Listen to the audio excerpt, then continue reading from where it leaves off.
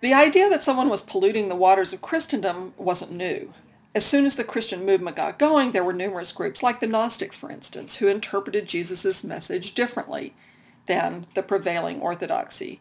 In addition, there had recently been what was called the Great Schism, dividing the Greek from the Roman churches, and then another Great Schism, which had to do with competing groups. But what you should also know, and should probably be obvious to you, is that they also referenced the same texts. They all were talking about the Bible, especially the New Testament. But what was that? They were still trying to nail that down in the 400s. But they all claimed the same authority of orthodoxy. And there's the rub. According to Edward Peters, heresy did and does not exist in and of itself, but only in relation to orthodoxy.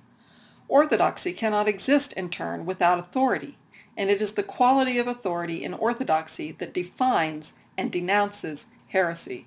In other words, one must be the winner, must be on top to effectively define and denounce something that one designates as heresy. And it's important to remember that just as heretics are creations of their antagonists, orthodoxy, something called orthodoxy, only existed in the imagination as the church began meeting in a series of councils over several centuries to define and establish just what it was. But ultimately, creating the identity of heretic and applying it to individuals and groups was all about Roman Catholic power and authority.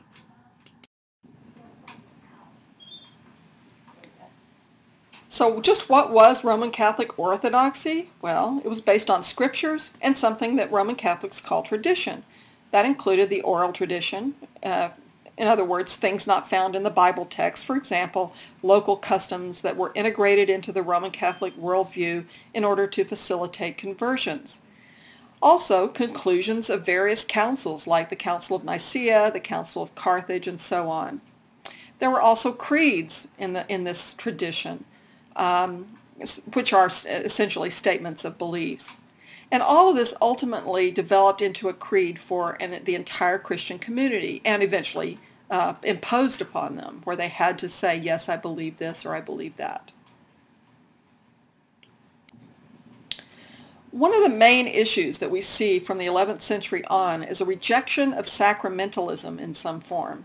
For some dissenters, the issue was priestly authority and the worthiness of priests to perform saving sacraments. And you see this, of course, in the reading that we did this week on the Good Christians. The question was whether or not a sacrament, which the Roman Catholic Church said was absolutely necessary to avoid going to hell. So the question was whether or not that was efficacious, if it was effective, if it was performed by a priest who wasn't living right. So you can see then how Western dualism could appeal to people, because if their priests weren't obviously living right, then they were concerned about the salvation of their soul, and so they could turn to these elect men and women in their communities for those saving ordinances upon their death. For others, the concern with sacramentalism had to do more with people reading the Bible and failing to find the Roman Catholic Church's tradition-based sacraments in it. In fact, the Protestant Reformation and Luther had that as one of its bullet points. Sola Scriptura, Scripture alone. If it's not in there, we reject it. For others, it was the issue of infant baptism, and that's still a point of debate in Christian America. In any case, the Roman Catholic Church claimed exclusive access to all of those saving rites. Therefore, to question those rights in any way was to challenge the Church's authority and authenticity. So the question I want you to be thinking of always, of course, is what was at stake for the heretics? To know how to live like Jesus lived and taught, and how to live an authentic Christian life, in other words. And of course, this was also what was at stake for the orthodoxy, the people in charge of the Roman Catholic Church and those who supported it. They also wanted to live an authentic Christian life, but they saw that essentially as only being able to take place inside the Roman Catholic Church, what the orthodoxy said they should do. So just what was this authentic method? Well, it was the apostolic model, following the apostolic model. The only real Christian, authentic Christian life was based on the apostolic model as it was laid out in the New Testament. to live as Christ and his apostles lived, to do what they did. The image here is an Eastern Orthodox example. Based on church tradition and dogma, this likely involved rejection of the world, sexuality, marriage, ownership, and other worldly things. At least that's how they interpret it. But this always implied criticism of the church, and often a complete rejection of church authority and dogma. As R.L.I. Moore says, the moral authority invoked by living in poverty based on the apostolic model shamed the institution and threatened their power and authority. And so you may be asking, so why was critique dangerous? I mean, aren't we always critical of our churches? Well, there were actually few real heretics, comparatively speaking. So what was the threat perceived by the church, by these small groups of people? Why even bother labeling people heretics?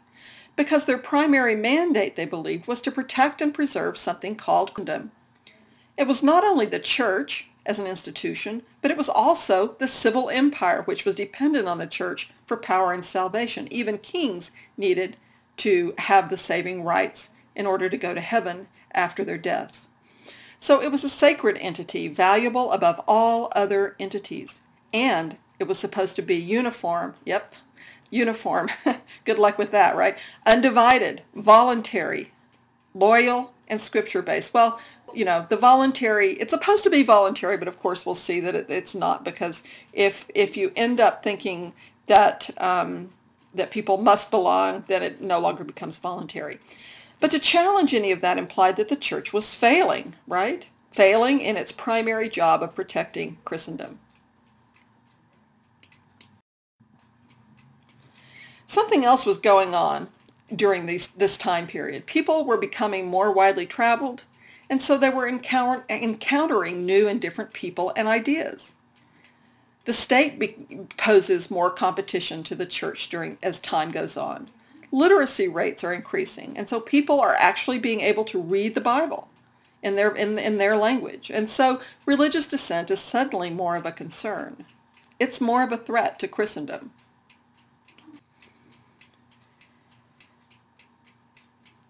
But when the Pope calls for reform, that ends up being a formula for dissent, right? So the reform movement started in the monasteries as a reaction against bloat and corruption. And at the heart of this is always a desire to live a pure, original Christian life. But it was difficult to tell the difference between heretics and Orthodox Christians sometimes because they all looked pious. Ultimately, it was uncontainable, even when the church outlawed lay ownership, precisely because in those days, just as now, people wrote their own interpretations in the margins, and much of those individual interpretations were by definition heretical. And dualism, which critiqued the relationship of the material world, was an obvious response to changes taking place, for instance, in Italy, when church authority got restructured, new civic institutions got created, and gender roles available to women narrowed even more. Of course, it's going to break out into new spaces.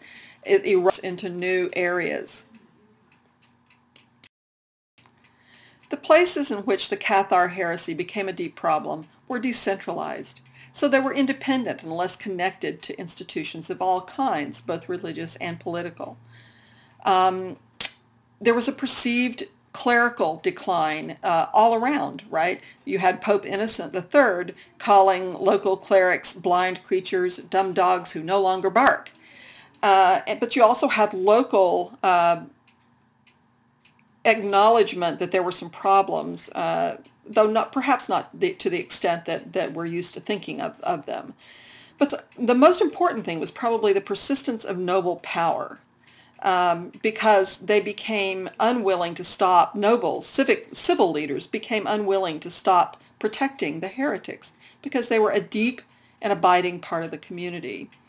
There was also improved local living conditions and local tolerance of other religions and religious innovations. So this local protection from nobility ended up causing an uneven response all around to heresy, depending on one's local political situation.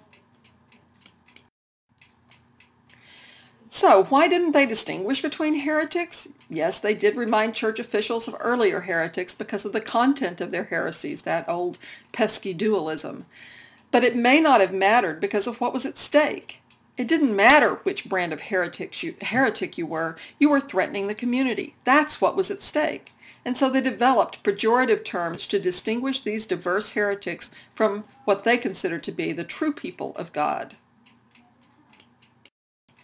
So the call for reform that caught like wildfire amongst the local communities was difficult to contain, very much like revivalism is always difficult to contain in any time or place. Some of the strategies that the Roman Catholic Church developed to deal with these heresies, what they consider to be heresies, started with verbal persuasion and instruction with the idea that we can teach them what's correct. They're just mistaken, right? They haven't yet just chosen outright to believe wrongly. They just don't know any better, so we'll tell them what's right. That, of course, developed into violent crusade, the development of new religious orders like the Dominicans and the Franciscans, and also then, of course, inquisitions. And you will see more of that as we go along.